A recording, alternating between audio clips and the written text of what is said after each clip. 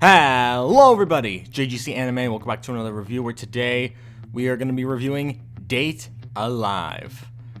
One funny thing about this review is actually I originally had planned to do a reaction series to this whole anime, except things did not go as planned, and copyright. Yeah. But anyway, so today I ended up watching the whole series, not today specifically, but I watched the whole series, and today I'm going to be giving my review on it. So, yep, let's hop right into this. So, what is Date Alive? Date Alive is a series about how these strange beings from another dimension or another world or something like that come in here and they look just like, well, teenage girls.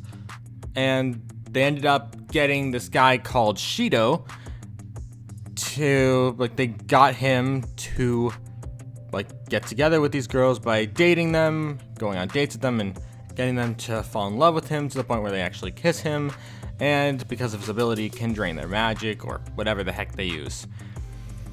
And this whole premise continues throughout the entire show with his harem of girls growing bigger and bigger with each season. And yeah, it was actually, well, I'll explain what I like and dislike. So, one thing I definitely like is the characters in this show.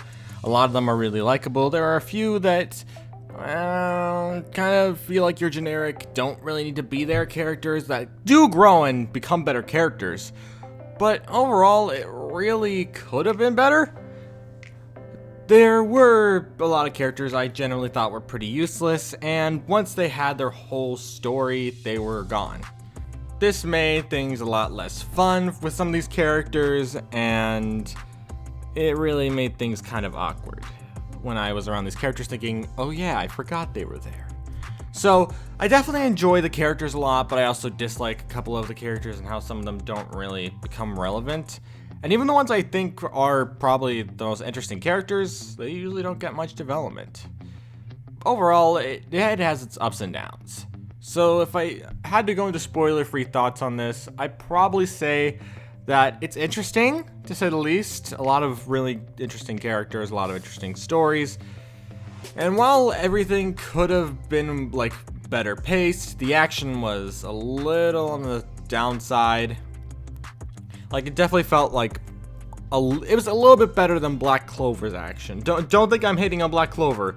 Its action's okay, but this ups it by a little bit, which isn't saying much because Black Clover's action is just okay, so it's not saying much. The action in this is decently good. Nothing to write home about, but it's okay. And overall, it's fine. The story is decent, and with each season, things get more and more interesting. There are currently, I believe, 3 or so seasons currently out. I don't actually know. I'll have to check back on that. I think there are 3 seasons out currently, and another season's on its way. And I do look forward to it, because I definitely will watch the next season. This show had its perks. But it's really hard to kind of describe the show as a whole, because it's one of those shows that repeats stories in a way where, the main character gets introduced to a new character. He has to go through this whole situation. And then after that, escape situation, girl falls for him, moves on.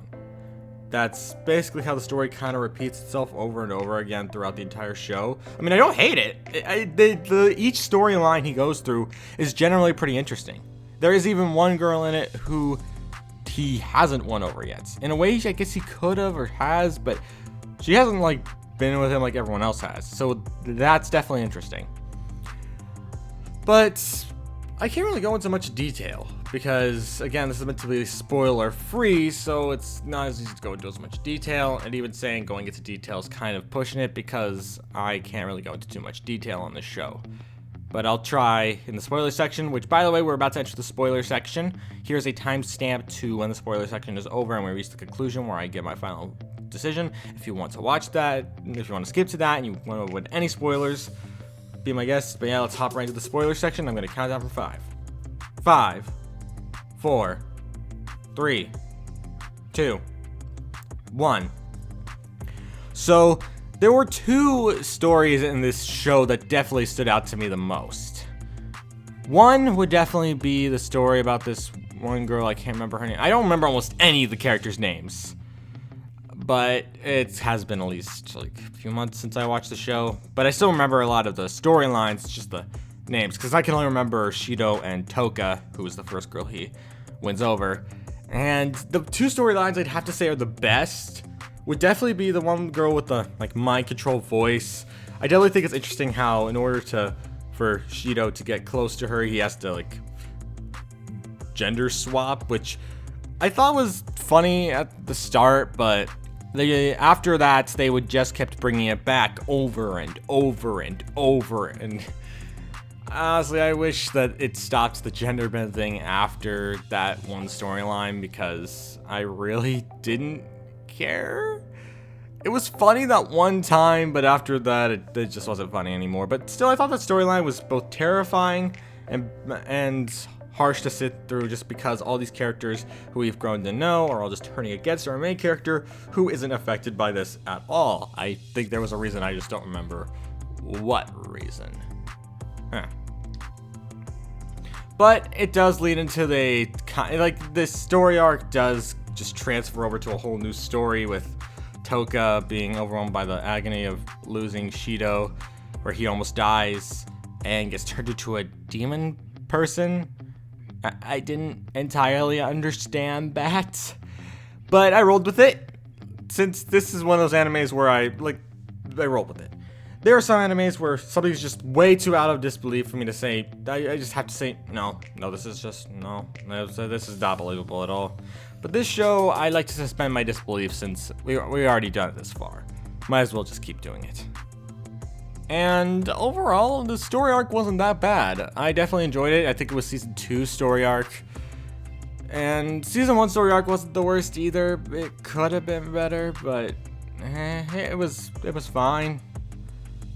I mean, I wonder, does kissing your stepsister count as incest? I asked that as that happened. Yeah. He has a sister who is a spirit, or whatever they called them, and because of that, he had to date her and kiss her, and she was in love with him. It was just weird. But out of all the storylines, I'd have to say my all-time favorite from the show would definitely be the girl with the white hair. I can't remember her name right now, but she had this whole story arc where she hated the spirit type things because they killed her parents, and she blamed them and said she would do everything in her power to kill them. But then it's revealed that she was the spirit that killed her parents, completely unexpected, and I was just dumbfounded. I was absolutely amazed at that plot twist. I did not see it coming until they arrived in the city, and then I realized, holy crap, this all makes sense. And I loved it. And the fact that she had to go through so much torture before Shido finally comes in, saves their parents, and then just goes through this whole other new dramatic storyline, and it's just really good. And I had a lot of fun with it, and out of all the season story arcs, it probably was my favorite. Was it like Sword Art Online Alicization level of good? No, but it wasn't the worst either. It actually was kind of like probably say a 7 out of 10 out of... Now, this isn't the final result for the anime review. It might be, but I rate that whole story arc definitely a 7 out of 10, but I'm not going to probably shove that on the screen like I do normally because it's too much work. But overall, I think it was definitely a interesting story arc. And while those two were the main ones I really enjoyed, Season 1 isn't the worst either, with how it gathers all these characters. But it's just a final decision, I guess. It just depends on what you like from the show. So we're at the conclusion. So my final thoughts have to be that this show is decent. It has some pretty decent action. It has some pretty good characters. It has an interesting concept.